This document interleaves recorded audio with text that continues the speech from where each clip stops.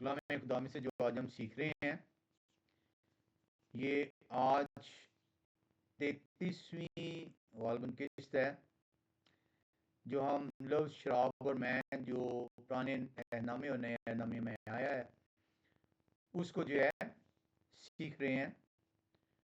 हमने इसके अंदर शराब का जो लफ्ज़ तर्जमा किया गया उर्दू में, इंग्लिश में वाइन ट्रांसलेट हुआ है, उसके यूनानी अल्फाज और उसके इब्रानी अल्फाज को उसके लुग़वी मानों के अंदर देखा, डिक्शनरीज के अंदर देखा, कदीम ज़माने के अंदर किस तरीके से उसको बयान किया जाता था उसको देखा। हमने जो है इसके अलावा उसके रूहानी जो इस्तेमाल है कलाम खुदा के अंदर, किस तरीके से इस्तेमाल हुआ है लफ्ज़ इब्रानी और यूनानी ज़ुबान के अंदर। हमने मुख्तलिफ जौन से हैं जो उसके अल्फाज उसके लिए इस्तेमाल हुए हैं इब्रानी ज़ुबान में, उसको देखा है।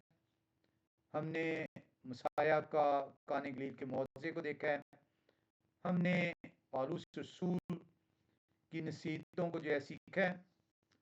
कलाम खुदा हरगिज़ हरगिज़ किसी भी तौर पर शराब, चाहे थोड़ी मकदार में चाहे ज़्यादा मकदार में, उसे लानत करार देता है और उसे पीने से सख्त जौन सी है ममानत फरमाता है। आज जो हम सीखेंगे जिस हवाले को, ये पौलुस रसूल तिमोथियस की जो है उसके ख़त के अंदर जो है इसको बयान कर रहे हैं। ये पहला तिमोथियस 3 बाब की 8वीं आयत को हम ले रहे हैं। ये आयत लेकर वो लोग जो कि शराब को मॉडरेट तरीके से थोड़ी मकदार में पीने की इजाज़त देना चाहते हैं, वो इसको इस्तेमाल करते हैं। हम इस आयत को लेंगे, हम देखेंगे कि इस आयत का पस मंज़र क्या है। इस आयत को हम सीखेंगे उस कल्चरल एस्पेक्ट के अंदर, और इस आयत को हम इसके रूहानी पहलू से जो है सीखेंगे। हम पहला तिमोथियस 3 बाब की जब 8वीं आयत में आते हैं तो कलाम खुदा हमें जो है यूं फरमाता है, इसी तरह खादमों को भी संजीदा होना चाहिए। ये कलीसिया के मावीन की बाबत बात हो रही है कि कलीसिया के अंदर जो कायदीन हैं और उनके साथ जो उनके हेल्पर्स होंगे, उनको जो है उनके सबॉर्डिनेट्स होंगे, उनकी जो खिदमत गुजार होंगे उस हैकल के अंदर, उस चर्च के अंदर, कलीसिया के लिए उनको किस तरीके से रहना है। पहला तिमोथियस 3 बाब की 8वीं आयत को लेकर वो पास्टर्स या प्रीचर्स जो अपने लिए शराब को जायज़ करार देना चाहते हैं कि कहीं कलीसिया उन्हें पकड़ ना ले, वो इस आयत को लेते हैं और कहते हैं कि देखें यहाँ पर पौलुस रसूल जो है बड़े वाज़े तौर पर पहला तिमोथियस 3 बाब की 8वीं आयत में ये बयान कर रहे हैं कि थोड़ी सी शराब जो सी है पीने की इजाज़त है। और वो कैसे इसको बयान करते हैं, पहला तिमोथियस 3:8 में कुछ यूं लिखा हुआ है, इसी तरह खादमों को भी संजीदा होना चाहिए, दो ज़ुबान और शराबी और नाजायज़ नफ़ा के लालची ना हों। अब यहाँ पे वो कहते हैं कि इसका इंग्लिश तर्जुमा जब वो लेते हैं तो लिखा हुआ है वहाँ पे, मैं द स्क्रिप्चर्स 209 से पढ़ूंगा। लिखा है लाइक वाइज अटेंडेंस, जो खादमीन है उनके लिए लफ्ज़ अटेंडेंस आया। कई जगहों पे डीकन्स वर्ड भी जो है यूज हुआ है, कुछ इंग्लिश ट्रांसलेशंस में, KJV में हुआ है। Likewise, attendants are to be reverent, not double-tongued, not given too much wine, not given too much wine, not greedy for filthy grain. अब वो यहाँ पे इस लफ्ज को जो आया है शराबी, और इंग्लिश में जो लफ्ज है वो आया है not given too much wine. वो कहते हैं कि देखें, वाज़े तौर पे पालूस रसूल इस आयत के अंदर जो है बयान कर रहे हैं कि आप उन्हें ज़्यादा शराब ना दें, लेकिन थोड़ी मकदार में वो ले सकते हैं। और कौन ले सकते हैं? ये वो लोग हैं जो कि सबऑर्डिनेट्स हैं चर्च के। अब प्रॉब्लम यहाँ पे ये आ जाएगी कि पादरी तो सबऑर्डिनेट नहीं है। सबऑर्डिनेट्स में तो डीकन्स आएंगे।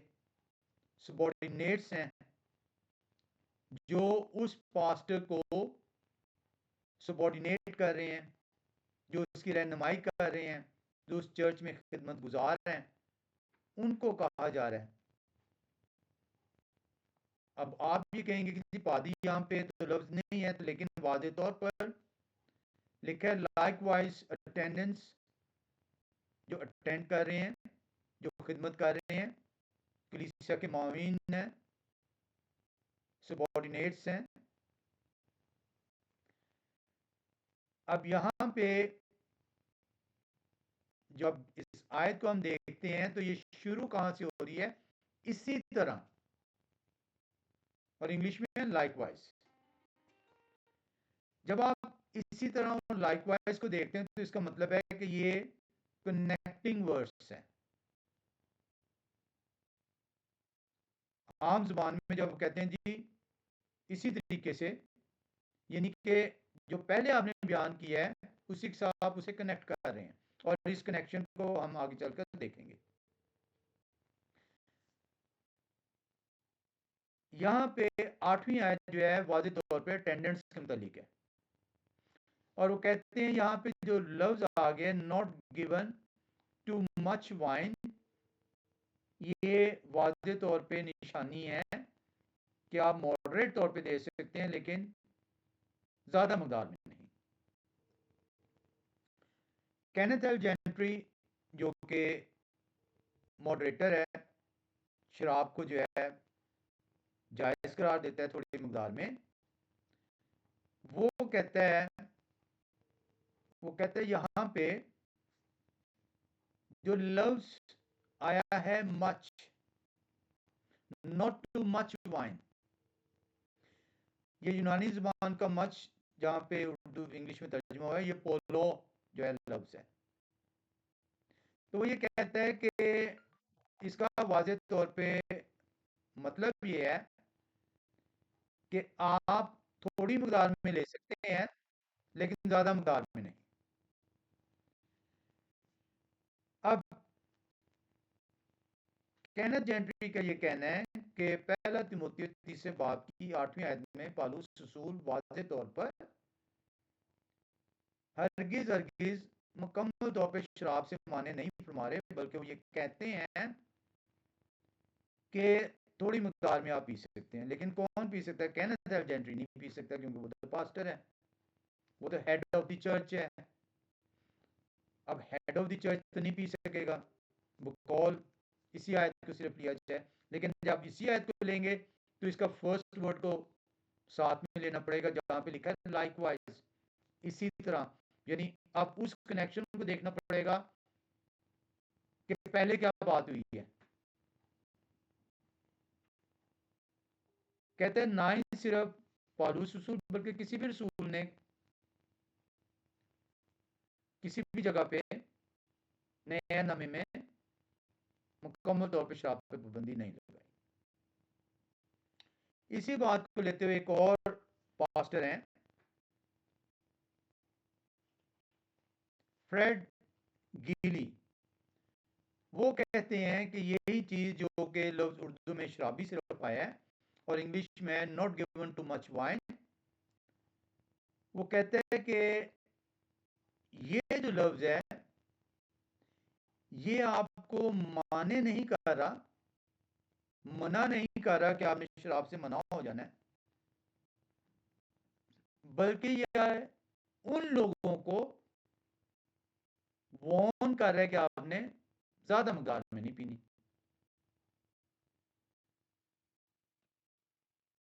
इसलिए ये जरूरी है कि जब हवाले को लेकर उसको तोड़ मरोड़ कर पेश किया जाए तो उसे सीखना जो बहुत ज़्यादा ज़रूरी होता है, ताकि ना आप सिर्फ खुद गुमराही से बच सकें, बल्कि आप दूसरों के लिए भी गुमराही का सबब ना ठहरें। क्योंकि कलाम खुदा फरमाता है कि जो तालीम देगा और वो गुमराही की तालीम देगा, वो ज़्यादा सजा के लायक ठहराया जाएगा। इस वाले को लेकर हम इसको 3 हिस्सों में सीखेंगे। आज कोशिश होगी कि हम इसके पास मंजर को देख सकें। हम इसकी उस कल्चरल सेटिंग को जो उनसे सीखेंगे, और हम उसके बाद जनरल टीचिंग क्या है शराब के बारे में इसमें इसको देखेंगे। जब हम इसके पस मंजर में आते हैं, तो पस मंजर जो शुरू हो रहा है वो उमूमी तौर पर लोग ओवरलुक कर जाते हैं, दरगुजर कर देते हैं, क्योंकि उनका मतमा नजर जो उनसे है, जो उनको जिसने जकड़ लिया है, वो लफ्ज है शराबी का, नॉट टू मच वाइन। तो वो इसके जो मुकम्मल आयत है उसको छोड़ देते हैं।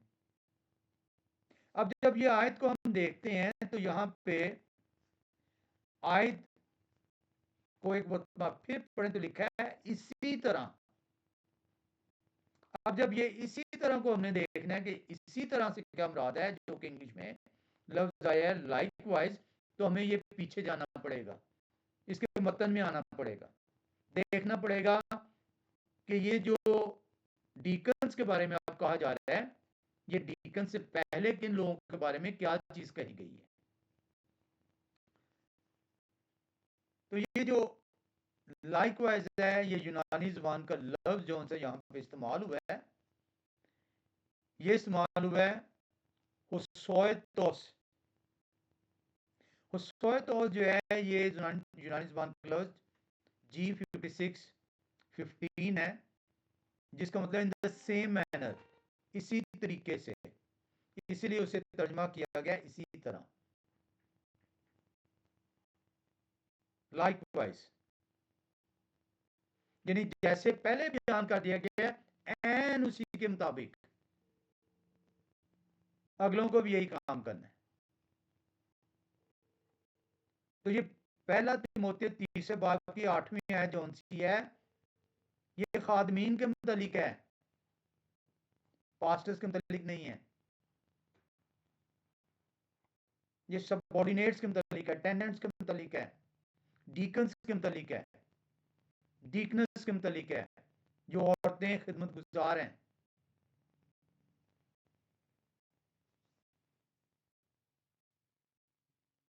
अब जब आप इस लाइकवाइज में जाएंगे, इसी तरह में जाएंगे, इन द सेम मैनर में जाएंगे,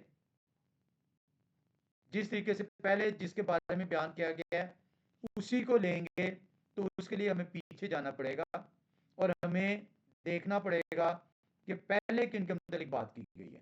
तो आए पहला तिमोथेयुस 3 बाब के शुरू से चलें और देखें कि पौलुस रसूल किसके बारे में बात कर रहे हैं। पहला तिमोथेयुस 3 बाब की पहली आयत बयान करें, ये बात सच है कि जो शख्स निगहबान का ओहदा चाहता है, वो अच्छे काम की ख्वाहिश करता है। अब ये जो निगहबान है, ये है पास्टर, ये है चर्च का हेड, ये है कलीसिया का कायद, सरबरा, ये बिशप भी लफ्ज यहां पे आया है, ओवरसीयर्स भी आया है।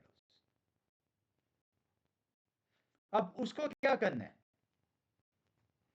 उसको ये करना है कि वो आप अच्छे काम की ख्वाहिश करे। आए और देखिए क्या करना है।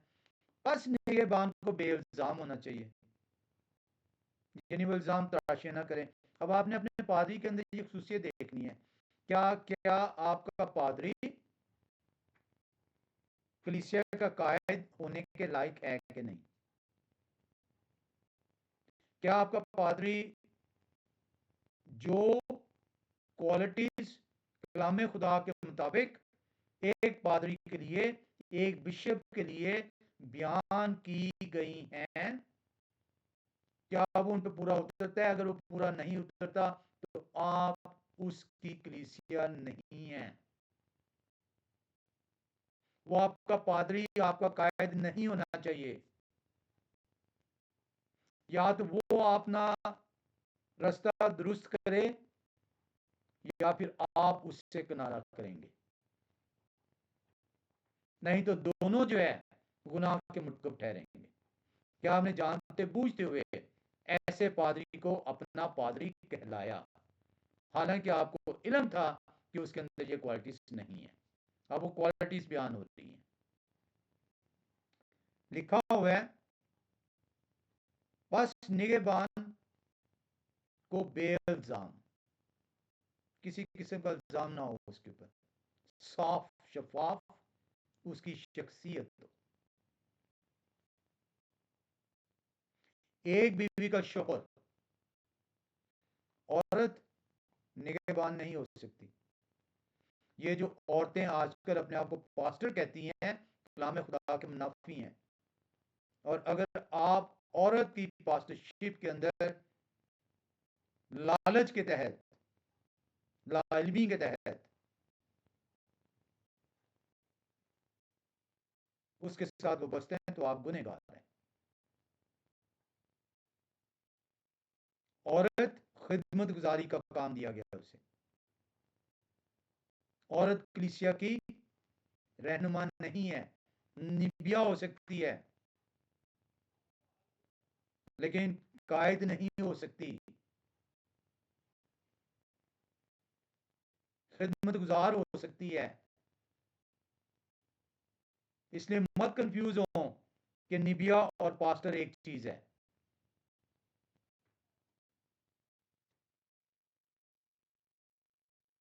लिखा है, एक बीवी का शोहर परहेजगार, मुत्की, शाइस्ता, मुसाफिर परवर और तालीम देने के लायक होना चाहिए, तब जाके वो आपका पास्टर होगा। औरत पास्टर नहीं हो सकती। नशा में गुल मचाने वाला, यानी शराब से मना कर दिया गया है। या मारपीट करने वाला ना हो बल्कि हलीम हो, ना तकरारी ना जरदोस्त।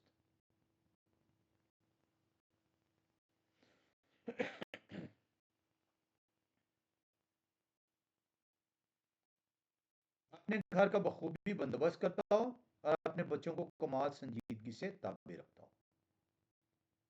जब कोई अपने घर ही का बंदोबस्त करना नहीं जानता तो खुदा की कलीसिया की खबरगिरी क्यों कर करेगा। अब ये है एक पास्टर की क्वालिटीज।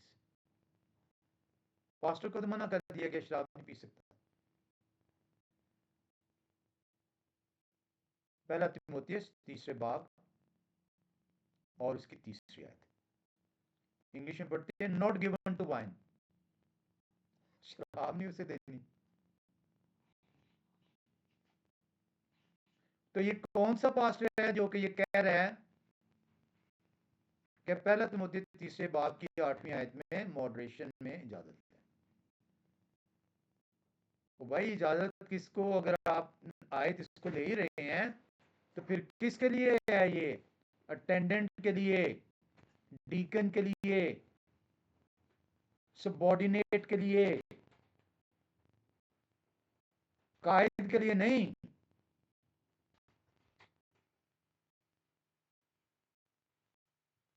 जो हेड है उसके लिए नहीं। डीकन डीकनेस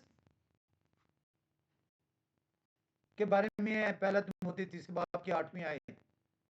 ओ भाई जो हेड है, अगर आप हेड हैं, अगर आप बिशप हैं, पास्टर हैं, तो पहला तिमोथी तीसरे बाब की तीसरी आयत आपको कह रही है not given to wine. Pastor साहब आपका तो प्रॉब्लम होगी अब आपको, क्योंकि आपको इल्म है कि कलीसिया जौन सी है वो तो खुदा की कलीसिया है ही नहीं है। उन्होंने तो कभी खुदा से रुजू किया ही नहीं, वो सिर्फ महज अतवार के तवार बगैर सोचे समझे टाइम पास करने के लिए, हाजिरी देने के लिए आ जाते हैं। कभी उन्होंने संजीदगी के साथ अपनी जिंदगी 24 घंटे में से 10वां हिस्सा जो 2 घंटे बनते हैं कम अज कम, वो रोज के दिए ही नहीं खुदा को। वो तो सिर्फ इतवार को आते हैं घंटे के लिए, लोगों से भी मिल लेंगे, पादी को भी सलाम कर लेंगे, सोशल गैदरिंग भी हो जाएगी, आउटिंग भी हो जाएगी, तो इसलिए आते हैं। और आपको अच्छी तरह इल्म है कि इन्होंने कौन सी कहा जाके कलाम खुदा को खोलना है या पढ़ना है या सीखना है या बैठना है। तो इन्हें जो बताएंगे ये सुन लेंगे, मान लेंगे कि मेरा पादरी सच बोल रहा है। तो पहला तिमोथी 3 बाब की 8वीं आयत तो है ही डिकन्स की, डिकनेस की है, अटेंडेंट्स की है, सबॉर्डिनेट्स की है। और अगर आप पास्टर हैं, क्योंकि डीकन डीकनेस तो नहीं प्रीचिंग कर रही, प्रीच तो आप करते हैं, तो आपके बारे में पहला तिमोथी 3 बाब ने कह दिया है कि शराब नहीं देनी है आपको। हम सीखेंगे भी। और अब यहाँ पे आपने देख लिया कि पहला तिमोथी 3 बाब की पहली 4 आयत जो सी हैं वो हेड ऑफ द चर्च के बारे में, बिशप पास्टर के बारे में, जिसमें शराब माने कर दी गई है। अब प्रॉब्लम यहाँ पे अब आ जाएगी कि अगर आप पालूस रसूल के बाबत ये फरमाना चाह रहे हैं कि पालूस रसूल ने पहला तिमोथी 3 बाब की 8वीं आयत में अटेंडेंस या डीकन्स या डीकनेस या सबॉर्डिनेट्स को थोड़ी मकदार में शराब की इजाजत दे दी है, तो आप ये बता रहे हैं कि पालूस रसूल कॉन्ट्राडिक्ट कर रहे हैं। वो पास्टर बिशप को इजाजत नहीं दे रहे, लेकिन डीकन डीकनेसेस को इजाजत दे रहे हैं। तो ये तो कलाम खुदा में आप एक वाज़े जौन से कॉन्ट्रडिक्शन का इशारा दे रहे हैं। और कलाम खुदा में तकरार का इशारा कौन देता है? शैतान।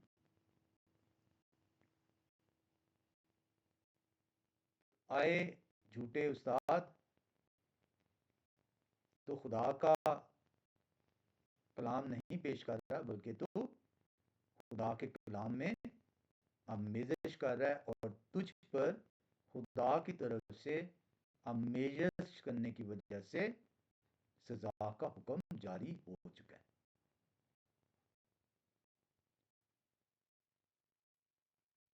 कलाम खुदा वाज़े तौर पर ये बयान कर रहा है कि जो हेड ऑफ द चर्च है, जो पास्टर है, बिशप है, उससे मुकम्मल तौर पर शराब से ममनू करार दिया गया। और अगर हेड को ममनू करार दिया गया तो नीचे वालों को कैसे इजाजत दे दी गई? ना इसकी कोई सेंस बनती है। पालूस रसूल ने हरगिज हरगिज कलाम खुदा के अंदर तकरार को बयान नहीं किया। आइए इस सवाल को लेते हैं कि ये कहते हैं थोड़ी मकदार में। सवाल आपसे ये हो जाता है कि क्या थोड़ी मकदार में वो चीज जो कि ज्यादा मकदार में मना है जायज हो जाती है? सादा सा सवाल है ना, कि ज्यादा मकदार में वो जायज नहीं है, थोड़ी मकदार में जायज होगी। ये कौन सी मंतक है कि ज्यादा जहर ना लो, थोड़ा सा जहर ले लो, ज्यादा जना ना करो, थोड़ी जना कर लो, ज्यादा चोरी नहीं करनी, थोड़ी चोरी कर लो। ज़्यादा झूठ नहीं बोलना, थोड़ा झूठ बोल सकते हो। तो ये किस किस्म की आप तालीम दे रहे हैं?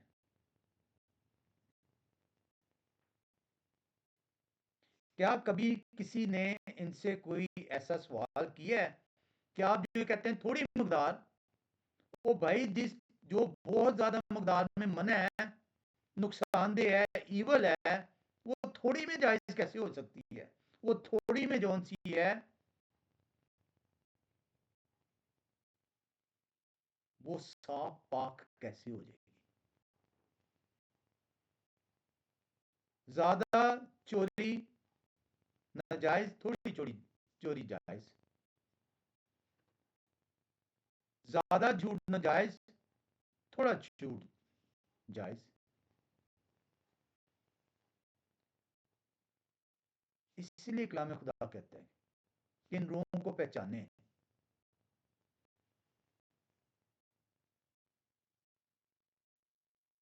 हम लोग, क्योंकि कलाम खुदा से कौन ऐसा शख्स ये कह सकता है कि वो अपनी ज़िंदगी का 10वां हिस्सा खुदा के लिए दे रहे हैं?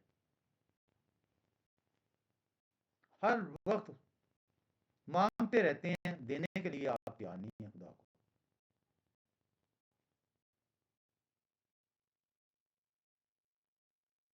आए एक और हवाले में चलें, पतरस रसूल के खत में, पहला पतरस चौथा बाब चौथी आयत में।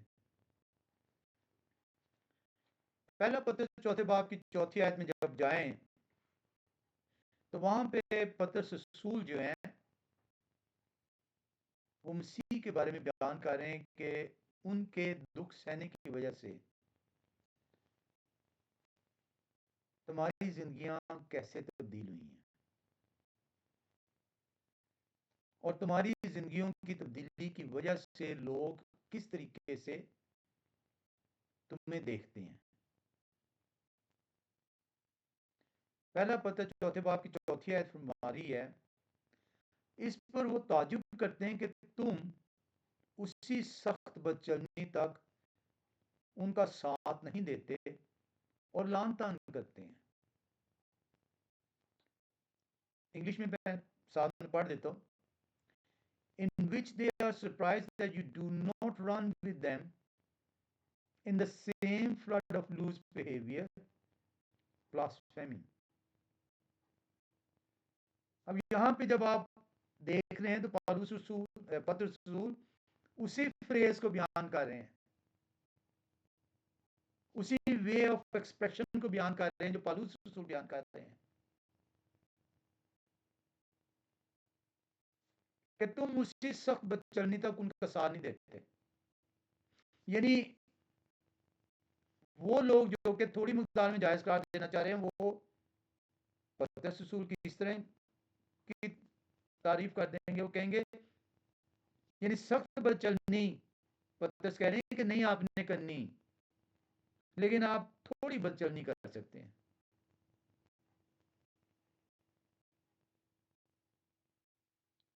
इसी तरह का तर्जमा करेंगे ना वो, क्योंकि आयत तो बयान हो रही है कि तुम्हारी सख्त बदचलनी, तुम उनका साथ नहीं दे रहे,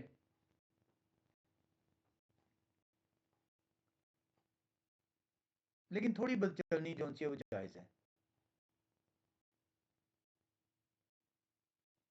कैसे जो से है जो evil थिंग ज्यादा मकदार में नाजायज है, वो थोड़ी मकदार में जायज हो जाएगी। क्या कभी आपने इस बारे में सोचा है? क्योंकि आप कलाम खुदा से दूर हैं, इसलिए कलाम खुदा की समझ जौन सी है आप तक नहीं पहुंचाएंगे। पहला तिमोथियस तीसरा बाब 8वीं आयत हरगिज हरगिज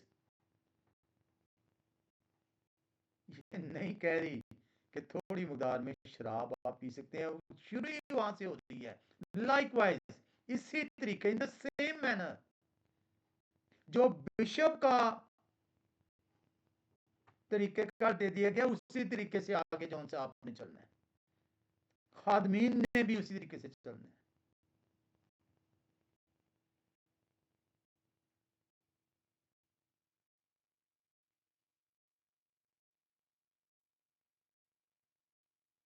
अब यहां पे इसी 8वीं आयत में आपने गौर नहीं किया होगा, और मुझे हरगिज ताजुब नहीं है। मैं एक मतलब फिर से पढ़ता हूं, पहला तिमुथी 3 बाब की 8वीं आयत। इसी तरीके का तो हमें समझ आ गई कि इसी तरीके से मुराद ये है कि in the same manner likewise, जो कि पहले बयान हो चुका है। किसके बारे में बयान हो चुका है? कायदीन के बारे में। अब कायदीन को बयान करने के बाद कायदीन के जो सबॉर्डिनेट्स हैं, पास्टर्स बिशप्स के जो सबॉर्डिनेट, डीकन्स डीकनेसेस, अटेंडेंट्स, उनको बयान हो रहा है। तो अगर पास्टर्स कायदीन को जो उनसे मना कर दिया गया शराब नहीं पीनी, तो जो उनके सबॉर्डिनेट्स एंड डीकन डीकनेसेस, उन्हें कैसे इजाजत हो जाएगी? इसीलिए आपने पहला तिमोथी 3 बाब की 3री आयत को जब आप 8वीं आयत के साथ मिलाते हैं तो आपको अंदाजा हो जाता है कि यहाँ पे हरगिज भी जो है मॉडरेशन में शराब पीने की इजाजत नहीं है। मैं 8वीं आयत एक दफा फिर से पढ़ रहा हूँ, और इसके अंदर एक और जो उनसे आपको पहलू नजर आएगा। लिखा है इसी तरह खादमों को भी संजीदा होना चाहिए, दो जुबान और शराबी और नजायज नफे के लालची ना हो। इंग्लिश में likewise attendants are to be reverent, not double tongued, not given too much wine, not greedy to filthy gain. Same वही चीज है। अगर आप ये लेते हैं कि not given too much wine, का मतलब ये है कि थोड़ी दे सकते हैं, ज्यादा नहीं, तो फिर भाई अगला हिस्सा जो इस आयत का जो अगला लफ्ज है वो है not greedy for filthy gain. ज्यादा नफा का लालची ना हो, यानी थोड़ा नफा आप बयान कर रहे हैं कि थोड़ा नफा आपके मुताबिक, उसकी लालच जायज है, ज्यादा नफे की जो सी है जायज नहीं है। फिल्थी ग्रेन,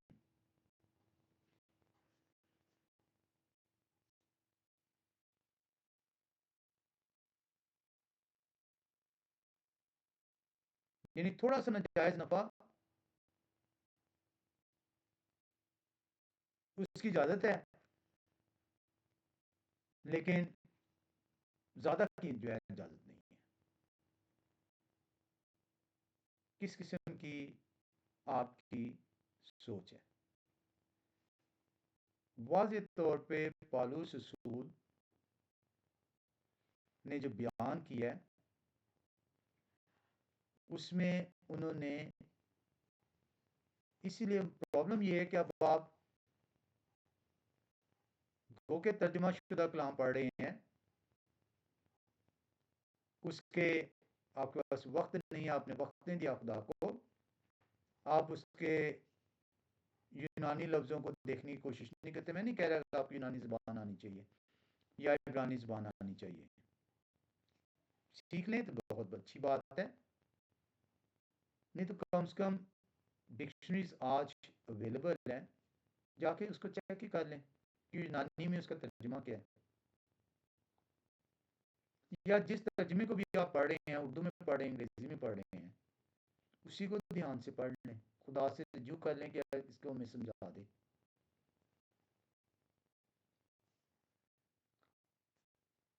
कलाम खुदा हमें वाज़े तौर पर सिखाता है, क्योंकि ये हमारी तरबियत के लिए दिया गया। ऐसा मुमकिन नहीं है कि कलाम खुदा आपको समझ ना आए अगर आप रजू ना करें, अगर आप रजू करें, क्योंकि ये खुदा का वादा है, बयान है कि ये तेरी तरबियत के लिए है। तू रजू करेगा तो मैं अपनी हिकमत तेरे दिल और दिमाग के अंदर डालूंगा। रजू करना है, वक्त देना है।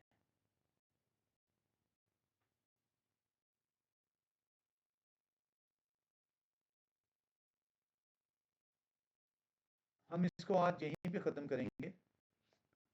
इसमें हम मज़ीद इस आयत को और सीखेंगे, इसके कल्चरल एस्पेक्ट को देखेंगे। हमने देखा है पहला तिमोथी तीसरे बाब की 8वीं आयत में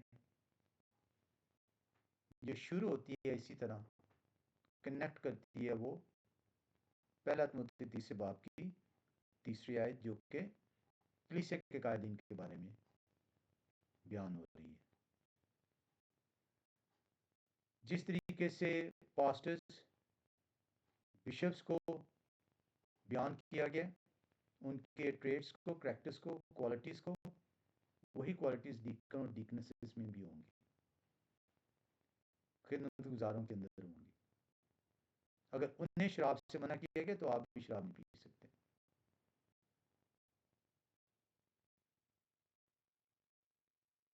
इखलाकी तौर पर भी ये कबूल नहीं है कि जो चीज़, जो बुराई ज़्यादा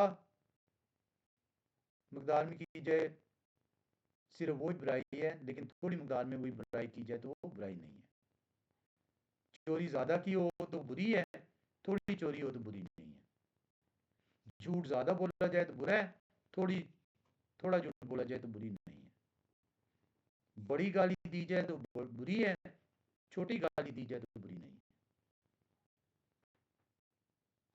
हमें कलाम खुदा के रुजू करना होगा, और जो उसी सूरत में होगा जब आप अपने आप को खुदा के लिए वक्त करेंगे। ये जो आप हफ्ते में 1 घंटा जो आप वक्त करते हैं, ये आपकी पकड़ होगी। इससे अपने आप को खुदा के लिए तैयार करें, अपने खानदान को भी खुदा के लिए तैयार करें, क्योंकि जब पकड़ होगी तो अदालत तमाम सबूतों के साथ फैसला सादर करेगी, और उस वक्त कोई बचत या माफ़ी नहीं होगी। अभी वक्त है कि हम अपने आप को दुरुस्त करें, अपने खुदा की तरफ रुजू करें। खुदा ने अपना दिन दिया सबत का, जिसमें हम बैठते हैं, रुजू करते हैं, सीखते हैं, ताकि हमारी तरबियत हो सके। खुदा आप सबको जो उनका दिन है, जो कि सबत है, मुबारक।